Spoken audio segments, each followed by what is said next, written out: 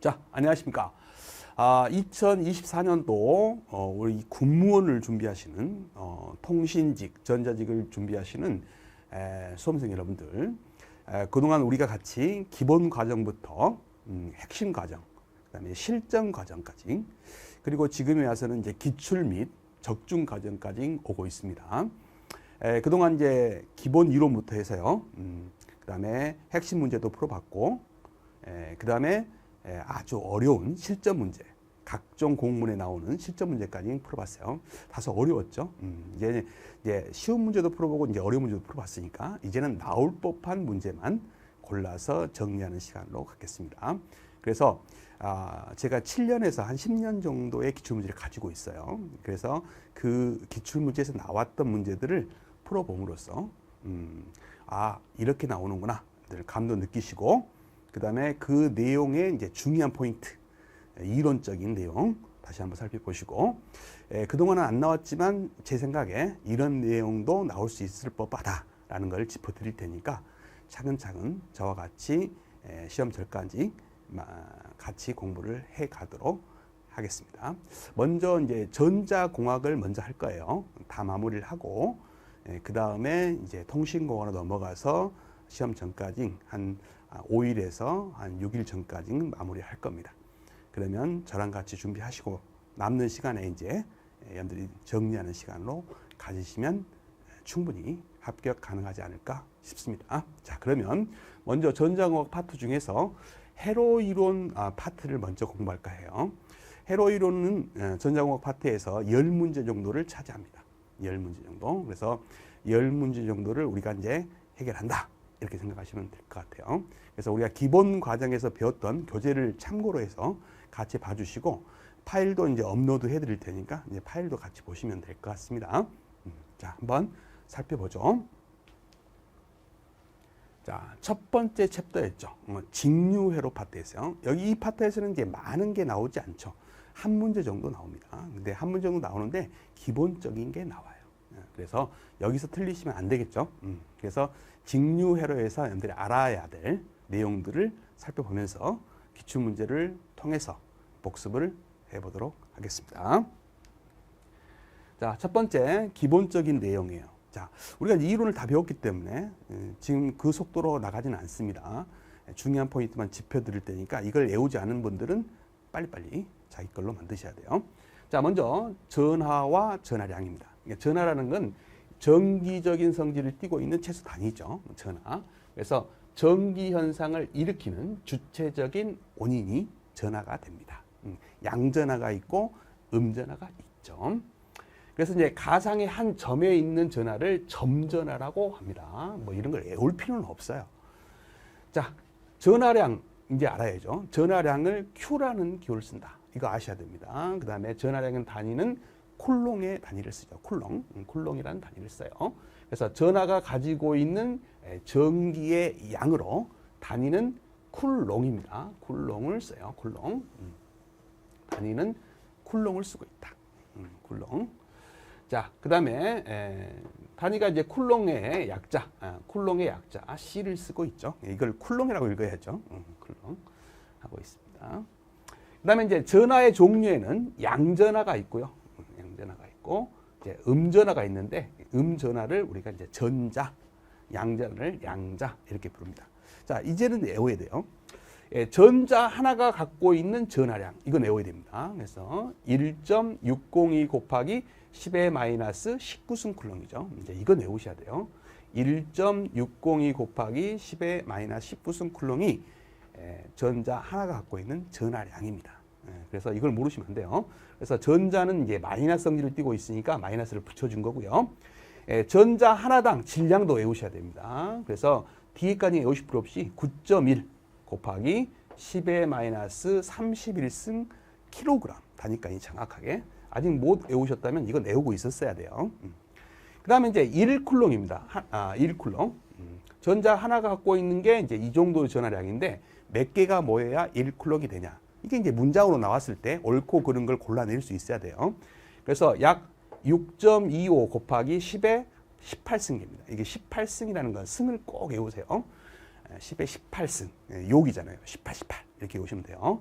6.25 곱하기 10의 18승계의 전자나 양성자들의 전하가 모여야 1쿨롱이 된다라는 거죠. 그래서 개수, 전자의 개수, 1쿨롱을 만들기 위한 전자의 개수 외우셔야 돼요. 그래서 이 세 가지 사항은 기본이다. 모르시면 안 된다라는 거예요. 자, 그다음에 이제 직류회로에서 전압, 전류, 저항이 뭐냐, 뭐 이런 걸 아셔야죠. 그래서 이제 전류를 커런트라고 하죠. 커런트. 그다음에 기호로 I를 쓴다 그랬죠. 우리가 커런트 C를 쓰고 싶지만 캐패시터 기호를 써버렸다 그랬어요. 그래서 I를 씁니다. 그래서 intensity라는 강도란 뜻이에요. 전류의 세기, 강도란 뜻으로 I를 쓴다. 그다음에 암페어라는 단위를 쓴다는 거죠. 기호는 I, 암페어. 알아둬야죠. 그래서 우리가 직류 전류의 이제 정의식은 전하량을 단위 시간으로 나눈 거다. 그래서 전하량의 단위는 쿨롱이고 시간의 단위는 세크니까 쿨롱 퍼 세크. 이것을 암페어라고 한다. 자, 이런 단위는 알고 계셔야 돼요. 그래서 이거 알아두세요. 정의, 전류의 식은 T분의 Q라는 요거 알아두시기 바랍니다. 자, 요거 외워두어야 된다. 말씀드렸어요. 그 다음에 우리는 이제 교류에서는 이제 소문자로 표시하죠. I는 dq dt다. 그래서 이건 이제 미분 기호 아니겠습니까? 변화량이죠. 단위 시간당 전하의 변화량을 뭐라 한다? 전류라고 한다. 그래서 정의. 그래서 교류에서의 정의식하고 그 다음에 직류에서의 정의식 두 가지는 알고 있어야 된다. 그래요. 자, 전압의 기호는 볼테이지의 약자 V를 쓰고 그다음 단위는 볼트죠. 볼트의 약자 V를 씁니다. 같은 V죠. 이거는 볼테이지의 약자 V. 이거는 볼트의 약자 V 이렇게 씁니다. 자, 여기도 이제 직류가 있고 직류 전압이 있고 이제 교류 전압이 있죠. 자, 이 중에서 여러분들 알아둘 게 이제 있어요. 이제 이런 식도 알아둬야 되지만 1볼트의 정의, 1볼트의 정의도 옳고 그른 문장에 충분히 여러분들 시험에 나올 수 있습니다. 여러분들 기출 문제는 아직 없어요. 그러나 다른 공무원 기출 문제에 나오고 있죠. 그래서 1쿨롱의 전하가 두 점 사이를 이동할 때 1줄에 1을 하는 경우 이 두 점 사이의 전이차를 1볼트라고 정의를 합니다. 그러니까 이런 문장이 나왔을 때 옳고 그른 문장을 고를 수만 있으면 됩니다. 자, 이제 여기는 교류 전압이 나왔고요. 한번 읽어보시고 전력, 요게 이제 여러분들 기출 문제에 있어요. 여러분들, 자, 전압, 전류, 전력 중에 기출 문제에 가장 많이 나오는 게 전력입니다. 이제 특히 이제 교류 전력 쪽으로 이제 시험에 많이 나오고요. 가끔 한 문제씩이 이제 직류 전력 쪽으로 나옵니다. 교류 전력은 다른 챕터에 있고요. 여기는 이제 직류 전력이죠. 그래서 전력은 파워의 약자 P를 쓰고요. 단위는 와트를 쓴다라는 거예요.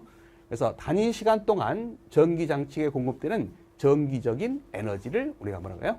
전력이다. 이렇게 합니다.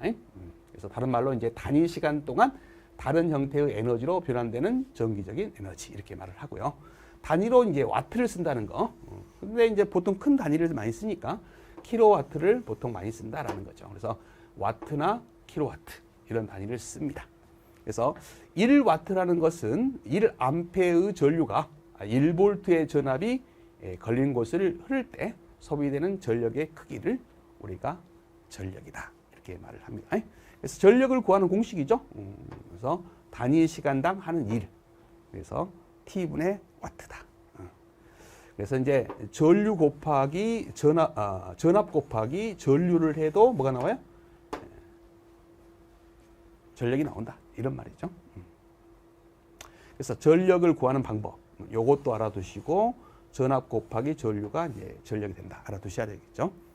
그래서 즉 1초에 1줄에 1을 하는 전기적인 에너지를 1와트라고 한다라는 거예요. 이 정도 하시면 되겠습니다. 자, 이제 기출에 나왔던 문제예요. 그러니까 이런 문제를 풀 수 있도록 기본력을 다져라. 이런 말입니다. 자, 전압이 5볼트입니다. 전류가 2암페어예요. 전압과 전류를 줬죠. 그리고 전압과 전류를 각각 5% 증가했대요. 약간 응용한 거 아닙니까? 이런 식의 문제가 연들 기출이에요. 그대로 내는 게 아니라 약간씩 응용을 하는데 그 응용력이 있냐 없냐 이런 문제이기 때문에 어려운 문제를 풀어보지 마시고 이제는 이런 기본적인 문제를 이제 여러 번 반복해서 풀어보시는 게 훨씬 낫습니다. 그러니까 각각 5%를 증가했다라는 것은 자, 이 5V인데 5V의 5%는 얼마예요?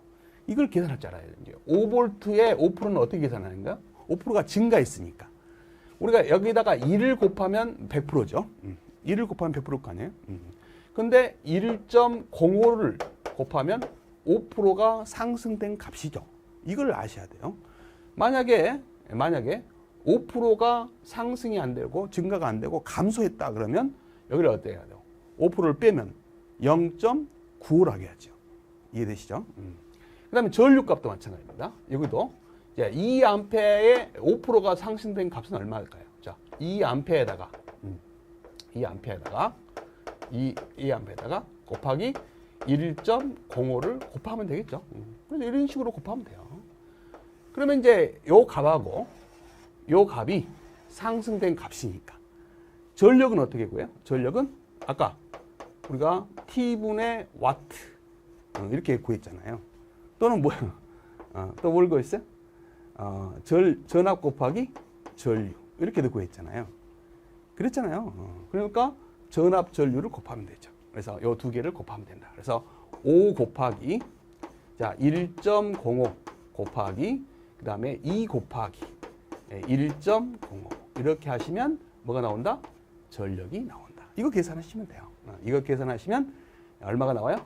11.025가 나옵니다. 단위는 와트겠죠. 그래서 답은 2번이 돼요. 한번 계산을 여러분들이 해보시면 될 것 같아요. 그래서 이거 2020년도에 나왔던 기출문제였습니다.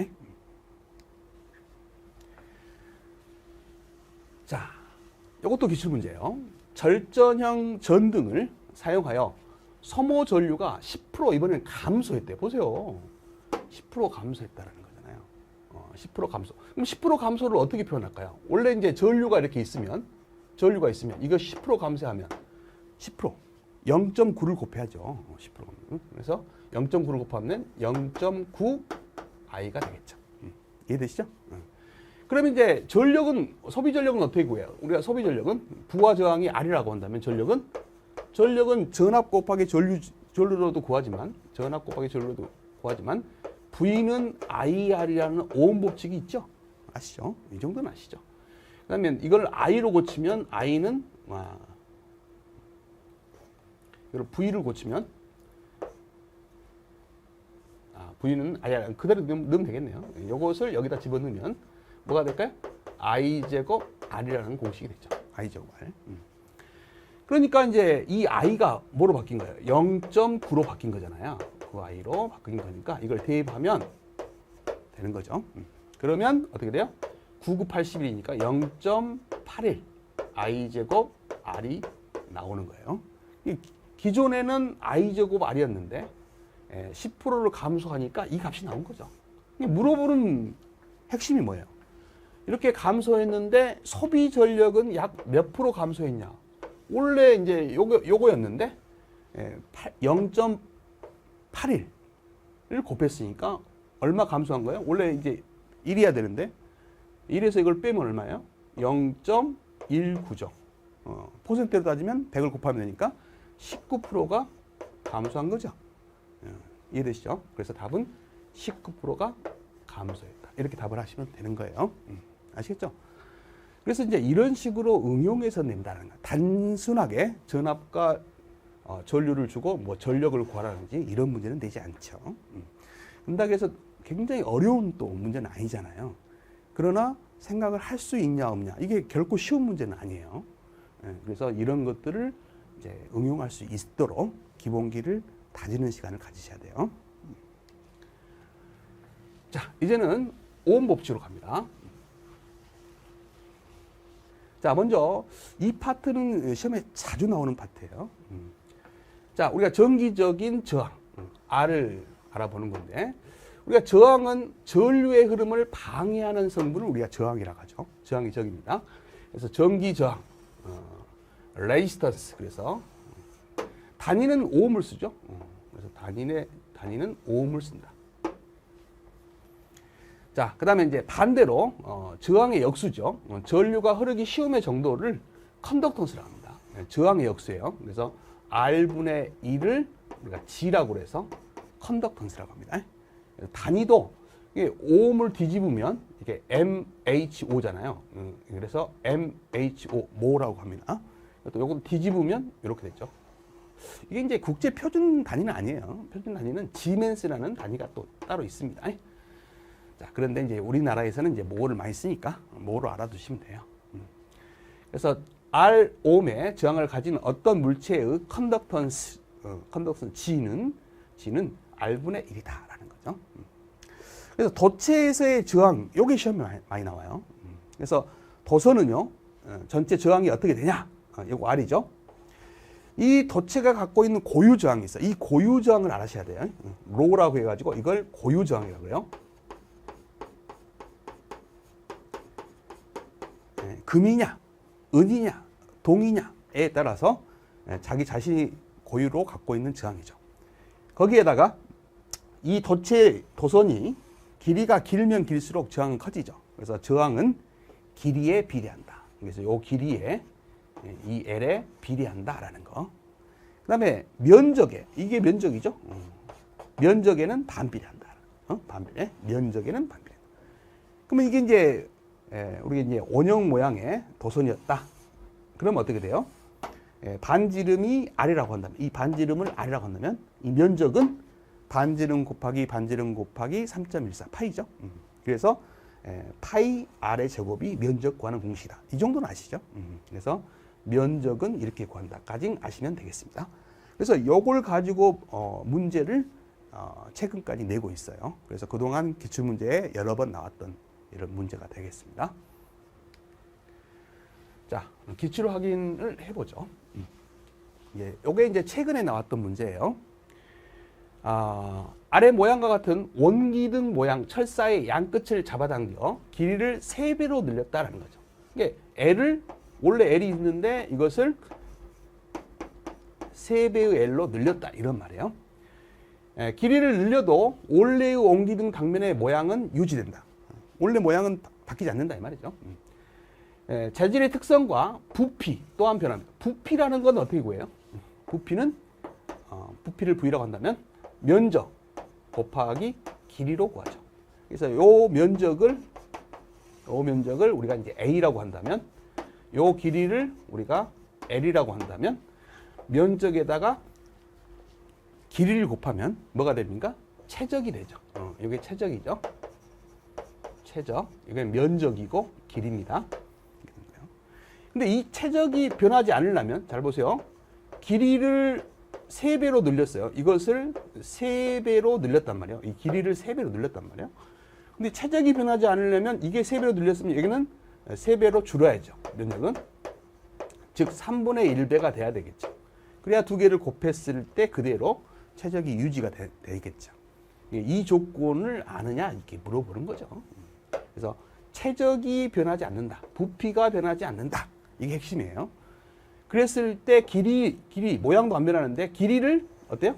3배로 늘리게 되면 면적이 3분의 1이 된다라는 것을 아시면 되는 거죠. 그랬을 때 저항값은 어떻게 되냐? 원래 저항 구하는 공식. 자, 알아야죠. 저항은 이 도체가 갖고 있는 고유 저항이 있죠. 이게 이제 금이냐, 은이냐, 동이냐 이 말이죠. 고유 저항에다가 자, 저항은 길이에 비례하고 그 다음에 면적에 반비례한다. 이 공식을 알아야죠. 근데 이게 어떻게 바뀌었다? 로에다가 길이가 3배로 늘어났다 이 말이죠. 그 다음에 면적은 3분의 1배가 됐다 이런 말이죠. 그러면 이게 분자로 가면 3이 돼서 9배가 되죠. 이것은 9배의 로 이 A분의 L이 되죠. 그럼 요게 원래 뭐예요? 저항이죠. R이잖아요. 그러면 9배의 R이 된 거 아니에요? 그래서 저항은 어떻게 바뀐 거예요? 9배의 R로 바뀐 거죠. 그래서 9배로 늘어난다가 답이 되겠죠. 그래서 답은 4번이 된다. 이런 문제가 출제가 된다라는 거죠. 그래서 알아두셔야 됩니다. 그래서 최근에 23년도 기출문제입니다. 자, 이게 이제 조금 나왔던 해가 좀 지난 문제예요. 그래서 요게 이제 18년도에 나왔던 문제죠. 같은 문제라고 보시면 되겠어요. 자, 길이가 L입니다. 저항값이 R이에요. 반지름이 R입니다. 스몰 R이죠. 원형 도선의 고유 저항을 바르게 표시하는 거. 그러니까 우리가 R 구하는 공식이 고유 저항에다가 면적 L인데 이건데 면적을 뭐요? 반지름을 줬으니까 구해보면 로 곱하기 반지름 R 제곱 반지름 곱하기 반지름 곱하기 3.14죠? 이게 면적이죠? L이다 이 말이에요. 근데 이것을 어쩌라는 거예요? 고유 저항은 얼마냐 이렇게 물었어요. 이거 물어본 거 아니에요? 그래서 고유 저항은 자 이게 넘어가면 L이 분자가 분모로 오고 R 제곱 파이가 이제 분자로 가죠. R 제곱 파이 곱하기 이쪽에 R이 있죠. 그래서 요게 답이 되겠죠. 그래서 이 L을 우리가 여기서 라지 L로 표시했으니까 이것만 라지 L로 고쳐주면 되겠네요. 찾아보시면 R의 제곱 L분의 R 파이 R의 제곱 여기 있네요. 답은 2번이 되겠네요. 2번. 그렇죠? 그래서 방금 앞에서 풀어본 문제하고 유사하죠. 그렇게 과거에 나왔던 문제가 비슷하게 약간만 응용해서 나오는 거죠. 자, 이 문제는 이제 기출 문제인데요. 기출 문제인데 꼭 회로 이론 문제만은 아니에요. 이거는 아날로그 전자 회로하고 이제 같이 엮어서 공부하셔야 됩니다. 일반적인 금속 도체입니다. 금속이에요. 일반적인 금속입니다. 전기 저항과 관련된 내용 중 가장 적절한 것은 뭐냐라는 거예요. 그래서 이제 주변 온도가 올라가면 반도체 소자는요, 전기적인 저항이 어떻게 해요? 줄어요. 그래서 오히려 전류가 잘 흐릅니다. 근데 일반적인 도체는 안 그렇죠. 도체는 안 그래요. 도체는 전기 저항이 커집니다. 그래서 그걸 아느냐 이렇게 물어보는 거죠. 그래서 반도체와 일반적인 도체의 성질은 다르다. 그래서 반도체는 온도가 올라가면 내부의 캐리어의 움직임이 빨라져요. 그래서 전기적인 저항이 줄어듭니다. 저항이 줄어들어요. 근데 도체는 안 그래요. 도체는 일반적인 도체는 주변 온도가 올라가면 전기 저항이 커집니다. 그래서 전류 흐름이 늦어지죠. 적어집니다. 그래서 답은 1번이 된다라는 거죠. 그래서 온도가 상승하에 따라 전기적인 저항이 증가한다는 거. 일반적인 도체에서는 주변 온도가 올라가면 전기적인 저항이 증가한다. 반도체는 전기적인 저항이 줄어든다. 이렇게 두 가지를 꼭 구분하시기 바랍니다. 자, 이제는 이제 보조 단위에 대해서 알아보죠. 이제 공부하다가 작은 단위가 필요할 때 또는 큰 단위가 필요할 때 필요하죠. 우리가 이제 먼저 큰 단위입니다. 킬로라는 단위가 있죠. 10의 3승이죠. 메가는 10의 6승입니다. 기가는 10의 9승이죠. 테라는 10의 12승입니다. 이 정도 아시면 될 것 같고요. 작은 단위가 있죠. 밀리는 10의 마이너스 3승이죠. 마이크로는 10의 마이너스 6승이에요. 나노는 10의 마이너스 9승이죠. 피코는 10의 마이너스 12승입니다. 자, 이런 단위는 기초 중에 기초예요. 이걸 몰라서 틀렸다. 그러면 이제 합격을 할 자격이 못 되는 거예요. 그래서 이런 기초적인 단위는 확실하게 공부를 하셔야 됩니다. 나오든 안 나오든 이미 기출문제 있어요. 그래서 조금 이따 문제를 풀어보면 되겠지만 나오든 안 나오든 자주는 안 나옵니다만 이 정도의 단위는 외우셔야 됩니다. 자, 그 다음에 오hm 법칙. 이거는 굉장히 중요하죠. 그래서 V는 IR을 이렇게 외우시면 되죠. V는 전류 곱하기 저항 이렇게 외우시면 돼요. 이것을 이제 I로 정리하면 I는 R분의 V다라는 거고요. 그 다음에 이제 V로 정리하면 V는 IR이다 이런 말이죠. 그 다음에 R은 I분의 V다 이런 말이에요. 그래서 이렇게 정리를 잘 해주시기 바랍니다. 자, 기출학위 문제입니다. 자, 다음 중 단위 환산이 틀린 거 이렇게 이제 단위 문제가 나온 적이 있어요. 좀 몇 년 됐지만 단위 환산 문제가 나온 적이 있습니다. 자, 0.1kWh입니다. 와트시죠. 는 68kcal입니다. 같냐라는 거죠. 이런 거 잘 모르시면 이제 넘어가는 거죠. 이런 거는 이제 알기가 쉽지 않죠. 그런데 이제 이건 알 수 있죠. 우리가 기가볼트. 기가는 몇이에요? 10의 9승이라고 방금 전에 설명을 드렸죠. 그러면 이제 요게 10의 2승이니까 곱하기 이제 10의 2승을 하면 승은 더하는 거니까 10의 11승이 되는 거죠. 맞죠? 자, 그 다음에 이제 마이크로잖아요. 마이크로는 10의 마이너스 6승이 있죠. 근데 이제 하나, 둘, 세 개가 가야 되니까 10의 마이너스 3승을 곱해주면 이게 얼마가 돼요? 10의 마이너스 9승이 되죠. 같은 거 봐야죠. 여기는 이제 피코죠. 피코는 10의 마이너스 12승이죠. 곱하기 공이 3개니까 10의 3승을 곱해줘야 되겠죠. 그러면 10의 마이너스 9승이 되죠. 같죠? 맞습니다. 그 다음 이제 밀리죠. 밀리는 10의 마이너스 3승이죠. 근데 이제 하나, 두 개를 가야 되니까 10의 마이너스 2승을 곱해주면 10의 마이너스 5승이 되고요. 자, 그 다음에 이제 마이크로는요, 10의 마이너스 6승이니까 곱하기 10을 해주면 10은 10의 1승이니까 10의 마이너스 5승으로 같죠. 이 세 개가 같다는 거 확실하니까 답을 고를 수는 있죠. 근데 이제 우리가 이제 알아둬야 되죠. 이제 이런 문제를 통해서. 자, 1kWh는요, 860kcal예요. 그러니까 0.1kWh는요, 얼마 될까요? 86이 되겠죠. 86인데 68로 했으니까 틀렸다라는 겁니다. 자, 저항의 접속이죠. 자, 1장의 내용 중에서는 가장 중요한 파트 중에 하나일 것 같아요. 직렬 연결과 병렬 연결일 때 전압이 어떻게 분배가 되고 전류가 어떻게 분배가 되는지, 이게 가장 중요한 내용일 것 같습니다. 자, 저항의 직렬 접속이에요. 자, 직렬로 이렇게 접속하는 것은 이게 이제 전압원이 있을 때 여기가 플러스고 여기가 마이너스라는 건 알 수 있죠, 우리가. 기호는 아시겠죠. 전류라는 것은 전압이 높은 쪽에서 낮은 쪽으로 흐른다 했어요. 그래서 이제 물과 같다, 물은 위치가 높은 데서 위치가 낮은 데로 흐른다 했어요. 펌프로 올린다 그러면 안 된다 그랬습니다.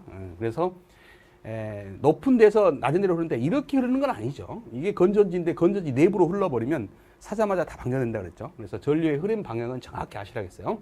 플러스에서 나와서 이렇게 뺑 돌아서 마이너스 쪽으로 이렇게 흘러 들어간다. 이런 이제 전류의 방향을 아셔야죠. 그러면 이제 전류는 높은 데서 낮은 데로 흐르니까 전압이 이쪽이 높고 이쪽이 낮겠죠. 이렇게 흘러가니까 이쪽이 높고 이쪽이 낮을 거예요. 여기에 걸리는 전압을 V1, 여기에 걸리는 전압을 V2 이렇게 한 거죠. 이쪽이 플러스고 이쪽이 마이너스예요. 그래서 공급되는 전압은 여기에 소모되는 전압의 합과 같다라는 거죠. 극성이 반대잖아요. 여기는 플러스 마이너스인데 여기가 플러스 마이너스가 이제 극성이 같은데 소모되는 거니까 플러스 마이너스 이렇게 되는 거죠. 그래서 이 두 전압은 극성이 같잖아요. 합한 것이 이것과 같다. 그래서 닫혀져 있는 하나의 회로에서는 공급되는 전압과 소모되는 전압의 합은 같다. 이걸 K, V, L 이렇게 말하죠. 키르히호프의 전압 법칙이다. 이렇게 말을 합니다. 그래서 이제 R온에 걸리는 전압은 얼마냐라는 거죠. 전압 분배 법칙이죠. 전압 분배 법칙. 두 개의 저항을 더하죠. 그래서 R1 플러스 R2분의 자기 자신의 저항이죠. R1 곱하기 전체 전압 V 만큼이 여기에 걸리는 전압이다. V1이다. 그 다음에 여기는 어떻게 돼요? 여기는 R1 플러스 R2분의 여기에 걸리는 전압은 자기 자신의 저항 곱하기 전체 전압 만큼 걸린다. 이렇게 구하셔도 되고, 흐르는 전류를 구해도 되죠. 그럼 흐르는 전류, 전체 전류를 구하려면 전체 저항을 알아야 되니까 여기 전체 저항을 먼저 구하죠. 전체 저항은 R1 플러스 R2죠. 직렬일 때는 더한다 그랬어요. 그죠? 그 다음에 이제 두 번째, 전체 흐르는 전류는 전체 저항을 아니까 오hm 법칙이죠. R분의 V, 전체 전압. 이렇게 해서 이제 구하면 I가 나오죠. 그럼 여기에 걸리는 전압은 흐르는 전류가 직렬일 때는 똑같으니까 I 곱하기 뭐예요? R1을 하게 되면 V1이 나오죠. 그래서 I 곱하기 R1 이렇게 하면 된다. 그럼 여기는 흐르는 전류가 똑같죠. 그래서 I 곱하기 R2 하면 나온다. 어떻게든 구할 수 있어야 됩니다. 이런 게 기초 중에 기초죠. 다 아실 거라고 보고요. 그러면 직렬 회로에서의 특징을 이제 외우셔야 돼요. 이렇게 직렬 회로에서는 뭐가 같아요? 흐르는 전류가 일정하죠. 직렬 회로. 저항이 직렬로 연결된 회로에서는 흐르는 전류가 일정하다. 근데 걸리는 전압은 뭐에 비례한다? 저항에 비례한다. 그러니까 저항이 큰 쪽에 전압은 많이 걸린다. 이런 걸 머릿속에 넣고 있어야 돼요. 그게 기초 이론인 거예요. 그래서 그런 것을 공부하시기 바랍니다. 자, 기출문제를 통해서 이제 정립을 해보죠. 다음 그림과 같은 전압계, 전압계가 나왔어요. 이게 전압계다 이 말이죠. 전압을 측정했더니 결과가 다음과 같았다. 여기 전압이 나왔어요. 5V다. 이게 나온 거죠. 이 경우 전압계의 내부 저항은 얼마냐? 이 전압계의 내부 저항이 있어요. 이 내부 저항은 클수록 오차가 적다는 것도 아셔야 됩니다. 전압계는 내부 저항이 클수록 나오는 오차가 적어요. 여기 보시면 눈으로 보세요. 이게 이제 전압계가 아니다고 하면 없다고 본다면 이게 200ohm이고 200ohm이에요. 그러면 저항이 같으니까 똑같은 전압이 걸리겠죠. 전압 분배 법칙에서 여기 10V, 여기 10V 걸려야 돼요. 근데 실제로 측정했더니 5V라는 오차가 크죠. 이 답은 내부 저항이 작을 거예요. 내부 저항이 굉장히 커야 오차가 적습니다. 그래서 이제 한번 문제를 풀어보죠. 자, 이것을 이제 등가회로로 그려보면요. 이렇게 돼요. 자, 여기에 내부 저항이 있어요.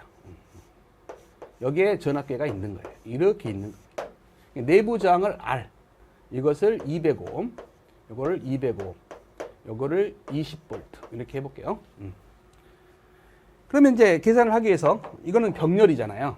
그래서 요 두 개의 병렬, 200ohm하고 내부 저항 R하고는 병렬이에요. 요것을 하나의 저항 R로 해볼게요. 이걸 R이라고 해보자 이 말이죠. 그럼 여기에 전압 분배 법칙에 의해서 여기에 걸리는 요 전압은 어떻게 걸릴까요?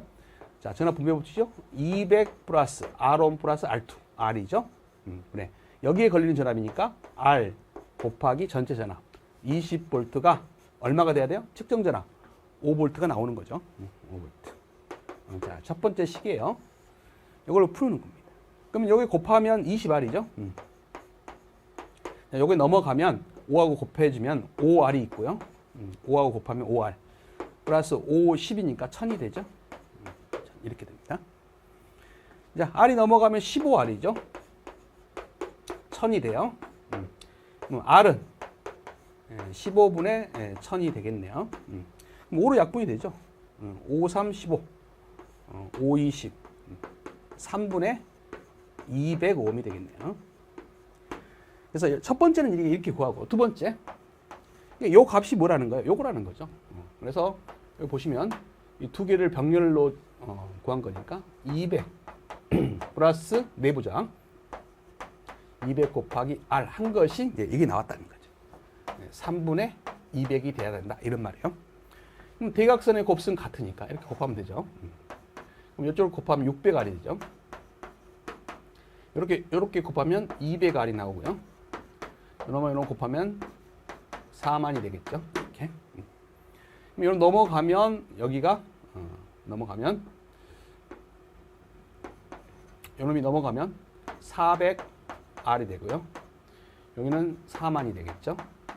그러면 0 두 개하고 4 없어지면 100이 되겠네요. 그로 내부 저항은 100ohm이다. 내부 저항이 이제 100ohm밖에 안 되기 때문에 오차가 큰 거예요. 내부 저항이 10,000ohm이라든지 더 컸다고 생각해 보세요. 오차가 점점 줍니다. 이 저항이 클수록 실질적인 전압인 10V죠. 10V씩 걸려야 될 거 아닙니까? 오차가 적을 것이다. 그래서 그런 것도 아셔야 됩니다. 그래서 전압계의 내부 저항은 클수록 오차가 적다라는 것도 아셔야 되고 이런 문제도 풀 수 있어야 된다라는 겁니다. 답은 1번이 되겠죠.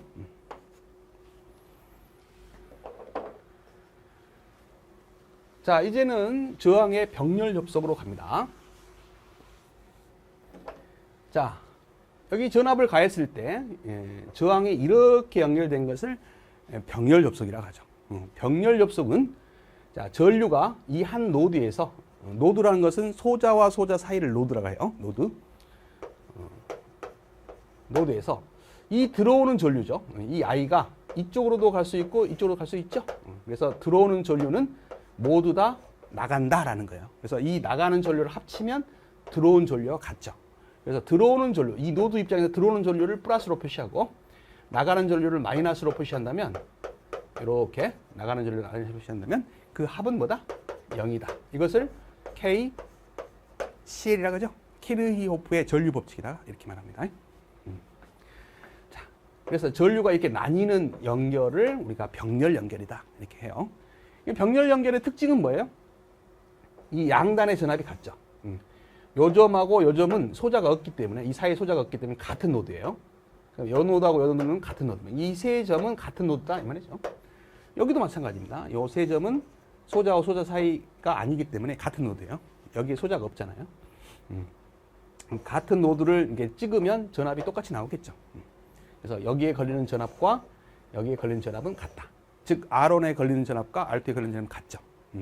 그래서 병렬 연결의 특징은 전압이 같다. 일정한 전압이 걸린다. 아까 직렬 연결의 특징은 뭐였어요? 전류가 일정하다. 그 대신 전압이 분배된다. 이거는 전류가 분배되는 거예요. 전류가 어떻게 분배되냐? 이거 알아셔야죠.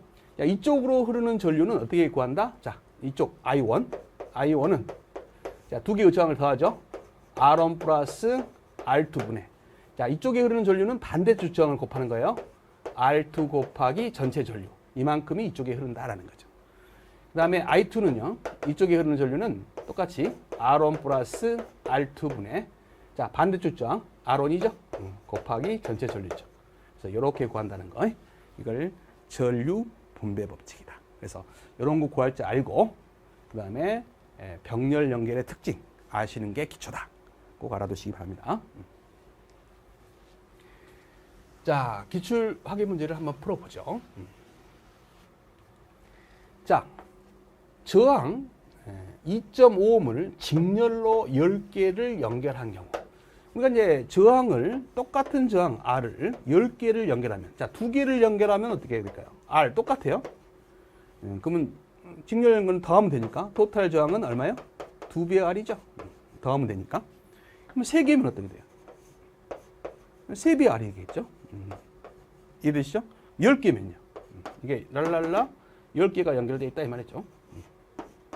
10개. 그러면 얼마예요? 10배의 R이 되죠. 10배의 토탈 R은 직렬로는. 근데 이제 병렬로 10개가 연결됐다 이 말이죠. 이제 저항을 병렬로 연결하면 자, 2개를 똑같은 저항을 병렬로 연결하면 제가 어떤 다겠어요? 2분의 1로 준다겠죠. 이런 거는 뭐 기초 이론 때 다 증명을 했어요. 3개를 연결하면 3분의 1로 준다. 그러면 10개를 연결하면 10개는 10분의 1로 줄겠죠. 그래서 토탈 저항은 10분의 R이 된다. 라는 거죠. 이런 것도 아세요. 큰 저항하고 작은 저항을 병렬로 연결하면 작은 저항에 가까운 값이 나와요. 아시겠죠? 그렇게 아셔야 돼요. 하여튼 간에 10분의 R이 된다. 라는 겁니다. 뭐 이런 것도 해보시면 돼요. 100ohm하고 뭐 1ohm하고 병렬로 연결해 보세요. 그러면 100 플러스 1분의 그죠? 100 곱하기 1이니까 100이 되죠. 그러면 101분의 101분의 100이 되잖아요. 그러면 0.9 뭐 거의 1에 가깝죠. 이게 작은 저항에 가까운 값이 된다. 근데 그것보다 약간 작죠. 그런 것도 아셔야 돼요. 작은 저항보다 약간 더 작아진다. 근데 이제 거의 작은 저항하고 거의 비슷한 값이 나온다. 이렇게 생각하시면 됩니다. 자, 하여튼 그런 기초 이론도 다 말씀드렸었어요. 그래서 직렬로 연결한 경우와 병렬로 10개를 연결한 경우. 자, 직렬로 연결한 합성 저항은 요거는 병렬로 연결한 경우에 저항의 몇 배냐? 이게 요것의 몇 배가 돼요? 100배죠? 10분의 1이고 10이니까 100배죠? 그래서 100배가 답이 됩니다. 답은 4번이 된다. 자, 뭐 이런 문제가 이제 충분히 나올 수 있죠.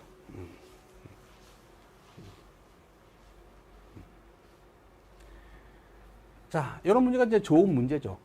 뭐 어렵지도 않고 쉽지도 않고 기초 이론이 이제 되어 있는 사람만 충분히 구할 수 있는 이런 문제죠. 자, 먼저 전류를 구하래요.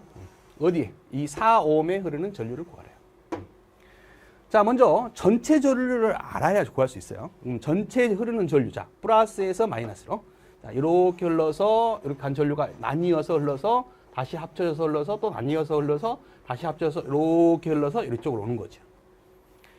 근데 이제 저항들이 같잖아요. 반반씩 나뉜다는 것도 아셔야 됩니다. 그래서 다시 합쳐져서 여기 흐르니까 여기에 흐르는 전류 I는, 자, 이쪽에 흐르는 전류는 I가 흘러가죠. 그러면 여기에 흐르는 전류도 I죠. 반반씩 나눠서 흘리고 이쪽에 흐르는 전류도 I여서 쭉 흘러오는 거예요.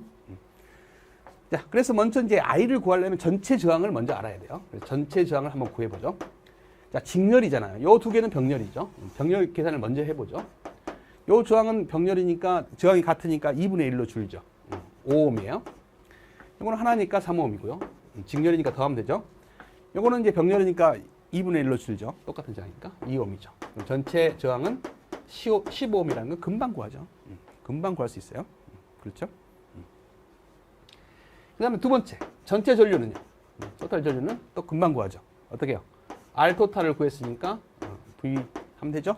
R분의 V가 전류 아닙니까? 그러면 전체 저항은 15ohm이고 전압은 10V니까 1A라는 걸 알 수 있죠. 그럼 여기 흐르는 전류는 1A예요. 그게 절반씩 흐를 거예요. 그러면 0.5A. 여기도 0.5A. 0.5A. 흘러서 다시 합쳐져서 여기는 1A가 올 거예요. 그 다음 여기도 0.5A. 이쪽으로도 0.5A. 그 다음에 합쳐져서 여기에 1A가 흘러서 이쪽으로 올 겁니다. 그렇죠? 그러니까 여기에 흐르는 전류 물어봤으니까 0.5A가 나오겠죠. 비교적 이제 난이도가 쉬운 이런 문제가 됩니다. 그러나 이제 기초가 튼튼히 된 수험생만 풀 수 있는 거죠. 자, 지금부터 이제 적중 문제를 풀어보도록 하죠. 자, 첫 번째. 자, 어떤 도선에 전류 1A 전류가 흘렀대요. 얼마 정도? 2시간 30분 동안 흘렀답니다. 그때 전하량을 구해라. 이게 정의식이죠. 우리가 이제 전류의 정의는 단위 시간당 흐르는 전하의 양이다. 이거 기본적으로 에우라겠죠. 그래서 기본 단위가 쿨롱이고요. 퍼 세크다. 그것을 우리가 뭐라고 한다? 똑같은 단위로 암페어라고 한다. 그랬잖아요. 그래서 이 정의를 아느냐 하고 물어보는 거죠. 전하량을 구하라고 했으니까 Q는 I 곱하기 T를 하시면 되는 거예요. 흐르는 전류가 1A고요. 시간은 2시간 30분이니까 초로 고쳐야죠. 초로. 2시간. 그래서 이제 2시간 30분은 2.5시간이라고 할 수 있죠. 1시간이 얼마예요? 1시간이 초로 3,600초죠. 3,600초죠. 그래서 이걸 계산하시면 9,000이 나옵니다. 그래서 9,000쿨롱이다. 이런 정도는 이제 기본적으로 정의식을 통해서 구할 수 있어야 된다. 그래서 이 문제는 이제 기출 문제는 아직까지 없었어요. 그러나 이런 기본적인 걸 아느냐 충분히 낼 수 있는 문제죠. 자, 적중 두 번째 문제입니다. 이것도 이제 기출 문제는 아니지만 충분히 나올 수 있다. 자, 인덕턴스는 저항하고 똑같아요. 그래서 인덕턴스는 저항과 같이 직렬로 연결해주면 더하면 되고 병렬로 연결되어 있으면 R1 플러스 R2분의 R1 R2 하듯이 L1 플러스 L2분의 L1 L2를 하시면 돼요. C는 정반대로 하시면 됩니다. 자, 예를 들어서 이렇게 병렬로 연결되어 있으면 더하면 돼요. 그러니까 여기에 총 캐패시티 양은 더하면 돼요. 그러면 얼마가 돼요? 3 마이크로 페럿이 됩니다. 이해되시죠? 이것도 병렬이니까 더하면 돼요. 그럼 얼마가 돼요? 2 마이크로 페럿이죠. 그럼 여기가 1 마이크로 페럿이 있고요. 요게 있고 요게 이제 직렬로 있잖아요. 캐패시터는 반대로 해야 돼요. 직렬로 있으면 병렬 계산해야 돼요. 우리가 병렬 계산은 어떻게 합니까? 우리가 이제 저항이다 그러면 R1분의 1 플러스 R2분의 1 플러스 R3분의 1분의 1 이렇게 하죠. 똑같이 하시면 돼요. 똑같이. 여기에 이제 여기 C1이다 그러면 C1 단위가 같으니까요. 단위 생략할게요. 1분의 1 여기 2분의 1 단위가 같으니까 3분의 1분의 1 단위만 마지막에 마이크로페라 이렇게 써주시면 같습니다. 단위가 같을 때는 생략해도 돼요. 마지막에 그 단위를 써주시면 됩니다. 통분만 하면 되죠. 6으로 통분이 되죠. 그러면 여기는 6 플러스 3 플러스 2가 되죠. 이렇게 하면 1이 나오고 이렇게 하면 2분의 1이 나오고 이렇게 하면 3분의 1이 나오잖아요. 분의 1 이렇게 되는 거죠.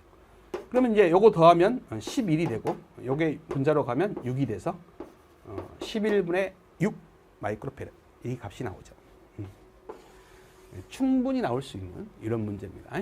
간단하면서도 원리를 아느냐라는 문제죠. 자, 그 다음에 자, 여기는 이제 캐패시터가 직렬과 병렬로 연결됐을 때 걸리는 전압 구하는 거. 자, C1과 C2가 있을 때 이 AB 양단에다 전압을 가했을 때 여기에 걸리는 전압은 얼마냐? 이렇게 물어봤을 때 이 C는 저항하고 정반대로 생각하시면 돼요. 전압 분배 법칙에서 저항이 있었다면 이게 R1이고 R2면 R1 플러스 R2분의 자기 자신의 저항 R1 곱하기 전체 전압 이렇게 구하잖아요. 이거는 반대로 R1 플러스 R2분의 이거에 여기에 걸리는 전압을 구하라고 하면 요 캐패시터 값을 곱해주는 거예요. 그래서 C1 플러스 C2분의 C2 곱하기 전체 VAB 양단의 전압을 해줘야 이 양단에 C1 양단에 걸리는 전압이 나온다. 이해되시죠? 그럼 여기에 걸리는 전압은 C1 플러스 C2분의 반대쪽 C1 곱하기 여기에 걸리는 전체 전압을 해주면 여기에 걸리는 전압이 나온다. 아시겠죠? 그럼 병렬일 때는 어떻게 하냐? 이 병렬 여기 병렬이잖아요. 병렬이죠? 병렬일 때는 이제 전압은 똑같이 걸리겠죠. 병렬이니까 전압은 똑같이 걸리는데 흐르는 전류 분배 법칙 아닙니까? 자, 여기서 흐르는 전류가 이쪽으로 흘러가는 전류는 어떻게 구하냐? 이게 만약에 저항이었다면 이게 R1이고 R2라면 R1 플러스 R2분의 이쪽에 흐르는 전류는 반대쪽 저항을 분자해 놓고 전체 전류를 곱하잖아요. 이거는 그렇지 않아요. 또 C1 플러스 C2분의 자기 자신의 컨덴서 값입니다. C1 플러스 C2분의 C1 곱하기 전체 전류 여기 흐르는 전류를 해야 이쪽에 흐르는 전류가 나온다. 아시겠죠? 그럼 여기 흐르는 전류는 어떻게 돼요? C1 플러스 C2분의 자기 자신 C2 곱하기 전체 전류 해야 여기에 흐르는 전류가 나온다. 자, 여기서 요 두 가지 내용 꼭 숙지를 해야 된다. 캐패시터에 관련된 시험 문제는 꼭 시험에 출제가 됩니다. 자, 관련된 문제를 예상해 보죠. 이것도 기출문제 아니에요. 제가 이제 예상을 해보는 건데, 이거 기출문제네. 예, 기출문제 있었던 거네요. 자, 2017년도에 나왔던 문제입니다. 자, 캐패시터 두 개가 직렬로 연결되어 있죠. 근데 C1에 걸리는 전압, 여기에 걸리는 전압, 어떻게 저항처럼 C1 플러스 C2분의 전압 분배 법칙이죠. 원래는 자기 자신인데 C는 반대로 이쪽이죠. C2 곱하기 전체 전압 30V 이렇게 하시면 되죠. 그래서 C1은 5고 10은 C2는 10이니까 15 플러스 10분의 단위가 같으니까 단위는 생략하시고 5 플러스 10분의 자 어떻게 돼요? 상대편 10 곱하기 30 이렇게 하시면 되죠. 그러면 이제 15분의 10 곱하기 30V 2가 돼서 20V가 금방 나오네요. 답은 4번이 되겠습니다. 알면 간단히 답이 나오는 거죠.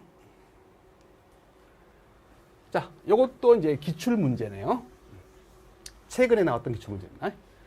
완전히 방전되어 있던 같은 용량의 캐패시터 3개죠.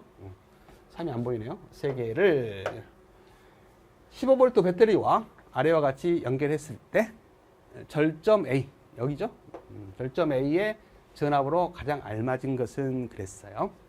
여기 전압을 구하라겠잖아요. 그럼 이게 병렬이니까 하나의 캐패시터 값으로 바꿔야죠. 우리가 이제 일반 저항하고 반대라 했어요. 얘는 병렬이면 더해버리면 된다 했어요.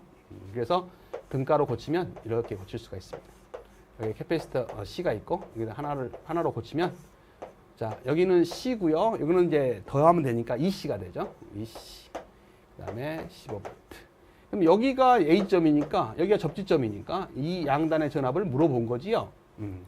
이 양단의 전압은 요 두 개의 저항 캐패시터 값을 더하는 거죠. C 플러스 EC.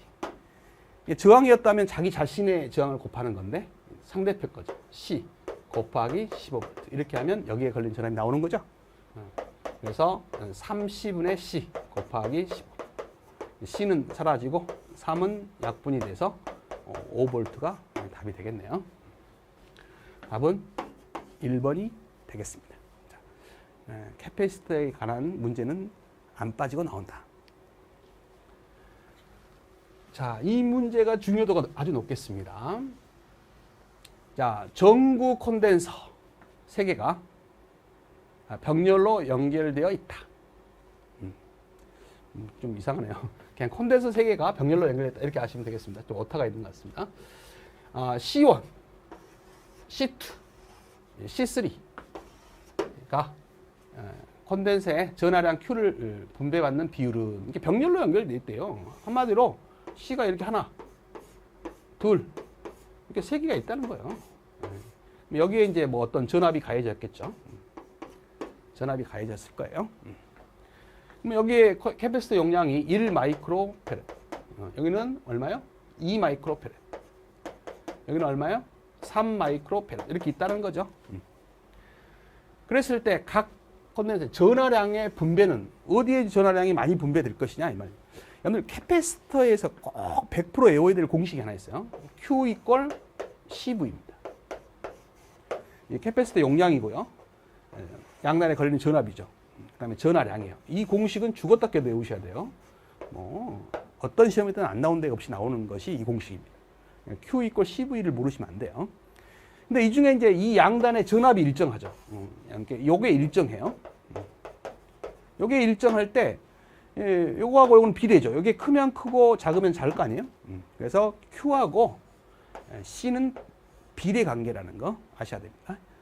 그러니까 한마디로 이게 여기 콘덴서에 저장되어 있는 전하량을 물어봤으니까 캐패시터 용량과 전하량은 비례한다니까요. 그러면 얘가 1이면 이게 2니까 2배만큼. 그러니까 Q만큼 만약에 전하량이 저장되어 있다면 얘는 2배의 Q다 말이죠. 얘는 3배의 Q다 이런 말이죠. 그래서 1대 2대 3으로 저장이 된다. 전하량이 배분된다. 그래서 답은 1번이 되는 거예요. 간단한 원리예요. 근데 이걸 모르는 이제 수험생들은 못 푸는 거죠. 그래서 가장 기본 중에 기본인 공식이 Q 이퀄 CV라는 공식입니다. 이걸 꼭 아셔야 돼요.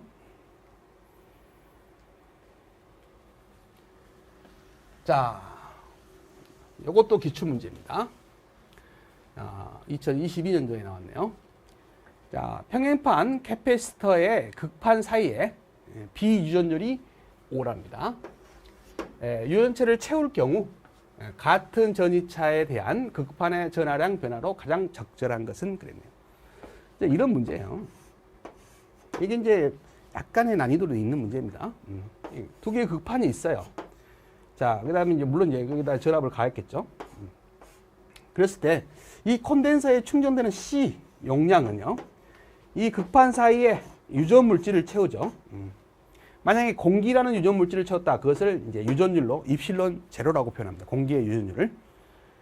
그 다음에 이제 극판의 이 면적을 우리가 이제 A라고 한다면, 그 다음에 이 극판 사이에 거리가 있을 거 아니에요?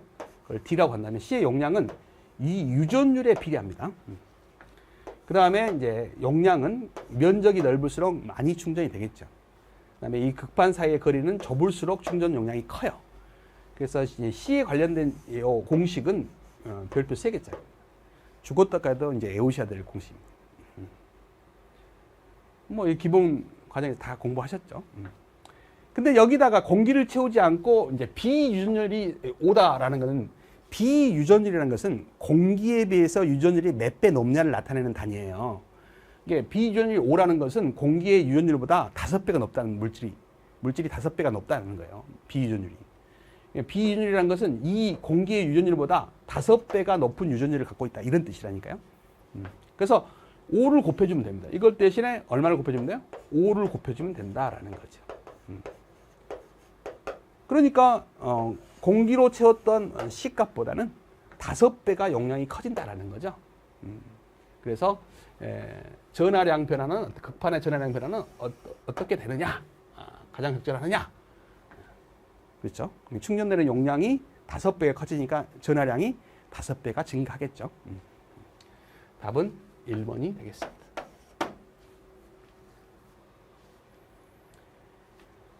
자, 이 문제는 이제 기출 문제는 아니에요. 근데 이제 이런 문제가 나왔을 때 여러분들이 이제 풀 수 있겠느냐라는 거예요.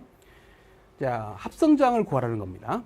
자, AB 양단의 합성 저항하고 CD 양단에서 봤을 때 이제 합성 저항을 구해봐라. 먼저 AB 양단에서 합성 저항을 구해라. 그러면 이게 좀 아는 사람들은 쉽지만 어려운 사람, 모르는 분들은 어렵죠.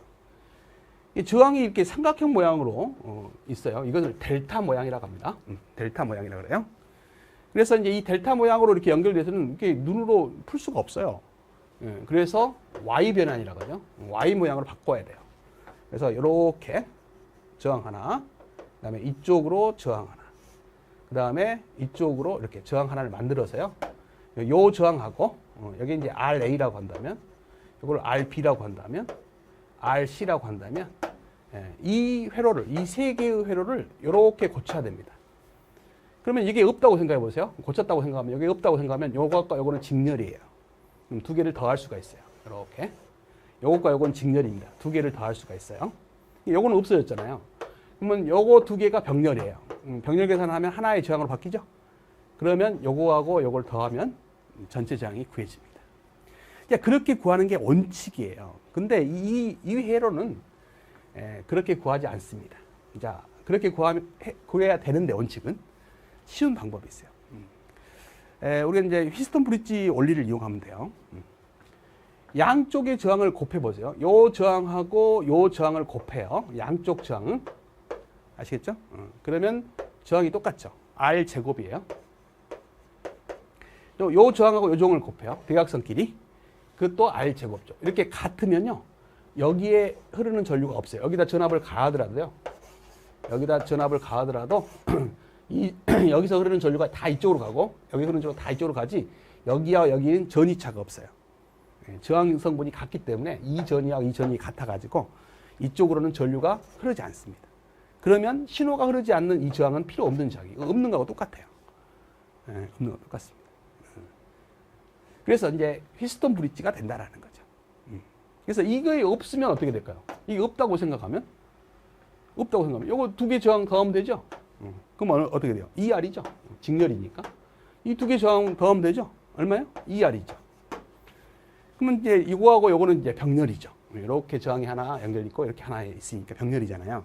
그러면 2R하고 2R을 병렬하면 R1 플러스 R2분의 R1, R2 하면 절반으로 줄죠. 그럼 얼마예요? R로 바뀌죠. 그래서 R로 오면 되는 거예요. 이게 눈으로도 푸는 거예요. 그래서 휘스턴 브릿지 원리가 성립하려면 양쪽 대각선의 곱해 저항이 같으면 이쪽 전이와 이쪽 전이가 같아요. 그래서 이쪽으로는 전류가 흐르지 않기 때문에 이 저항은 필요 없는 저항이 된다. 그러면 요게 직렬이고 요게 직렬이니까 이게 없다면 더하고 더해서 그거하고 그거는 또 병렬이니까 계산해주면 전체 저항이 나온다. 아시겠죠? 알면 되게 쉬운 거예요. 자, 근데 이제 두 번째.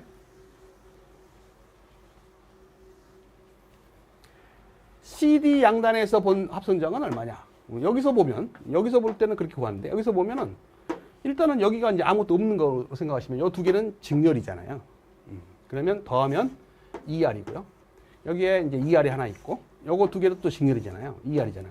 한마디로 C하고 D점에 보면 2R인 저항이 세 개가 병렬로 있는 거죠. 세 개가 병렬로 있으면 3분의 1로 줄죠. 그래서 3분의 2R이 답이 되는 겁니다. 금방 나오죠?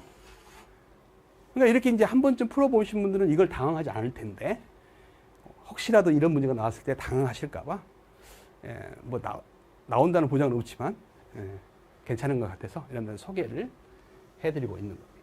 그래서 이런 문제가 나왔을 때 당황하지 마시고 풀 수 있어야 된다. 아시겠죠? 자, 한 번 더 풀어보죠. 이런 문제예요. 방금 전에 봤잖아요. 자, AB 양단에 합성저항 구해라. 근데 이게 델타 모양이란 말이에요. 삼각형이 델타예요. 그러면 원래 제대로 풀려면 Y 변환을 하셔야 돼요. 그래서 이렇게 저항을 세 개를 그려놓고 요 저항 없애버리고 이렇게 바꿔야 된다 이 말이죠. 그러면 이 두 개의 저항은 직렬이고 이 두 개의 저항은 직렬이니까 더하면 하나의 저항으로 바뀌고 더하면 하나의 저항으로 바뀌죠. 그러면 양쪽이 병렬이니까 또 하나의 저항으로 만들 수 있죠. 그럼 그거하고 이거는 직렬이니까 전체 저항을 구할 수 있는 이런 방법입니다. 그러면 이 저항을 구하는 방법은 우리가 이제 Y 델타 변환에서 배우는 건데 RA는 자, 이 세 개의 저항을 더합니다. 2 플러스 3 플러스 5. 그다음에 이 양쪽의 저항을 곱해요. 이 저항을 기준으로 해서 양쪽의 저항. 2 곱하기 3. 요거에 해당되는 저항이 여기 저항입니다. 그럼 10분의 6이죠. 0.6kΩ이 저항이 돼요. 여기의 저항은 또 어떻게 구해요? 똑같이 여기 RB라고 한다면 RB는 자, 2 플러스 3 플러스 5분의 이 저항을 기준으로 양쪽 저항을 곱합니다. 3, 5, 15죠? 3, 5, 15 아니에요? 그러면 이게 10분의 15니까 1.5kΩ이 되죠. 그럼 이 저항은 또 RC라고 한다면 RC는 2 플러스 3 플러스 5분의 양쪽 저항을 곱하는 거죠. 10이죠? 그러면 10분의 10이니까 1이죠. 그래서 얘는 1kΩ입니다. 그럼 이 두 개 더하면 5kg, 여기 두 개 더하면 7.5kg. 두 개를 병렬 계산하면 하나의 저항이 나오겠죠. 그래서 여기 더하면 3.6kg이 나옵니다. 이게 나와요. 근데 이걸 이렇게 풀으셔도 돼요. 원칙으로. 엄청 오래 걸리겠죠. 자, 휘스턴 브릿지 원리를 이용하시면 됩니다. 이 두 개의 저항을 한번 곱해보세요. 그러면 10이죠. 단일 빼고 10이죠. 이 두 개의 저항 가운데 6이 10이 똑같네? 네, 그러면 이 점과 이 점의 전위는 같아요. 그래서 이쪽으로는 전류가 흘러요, 안 흘러요? 안 흐릅니다. 이게 많이 주더라도. 그래서 없는 거하고 똑같아요. 그러면 이 두 개의 저항을 이제 더하면 되죠. 그러면 직렬이니까 6kΩ이죠. 이거 직렬이니까 더하면 되죠. 9kΩ이죠. 그래서 이 두 개가 병렬이잖아요. 그러면 AB 양단의 저항은 얼마가 나와요? 6 플러스 9분의 6 곱하기 9. 그럼 이건 얼마예요? 15분의 6, 9, 54. 맞죠? 6, 9, 54. 54라고 하지 말고요. 그냥 6 곱하기 9라고 놔두고 약분을 먼저 할게요. 3으로 약분하면 3, 5, 15. 3이 6이네요. 그러면 5분의 98 킬로옴이 나옵니다. 그럼 이게 얼마일까요? 3.6이네요. 그래서 3.6kg. 그래서 답이 똑같이 나온다. 라는 거죠. 그래서 이제 이렇게 휘스턴 브릿지 원리를 이용하면 쉽게 구할 수 있는 합성장이 있더라. 그래서 혹시 이런 문제가 나왔을 때 쉽게 구하시라고 소개를 했습니다. 자, 뭐 이 정도로 이제 복습을 하겠습니다. 1챕터는. 그래서 이제 1챕터에서 시험 문제에 나올 수 있는 것은 제가 봤을 때는 한 문제 정도 예상할 수가 있어요. 자, 고생 많으셨습니다.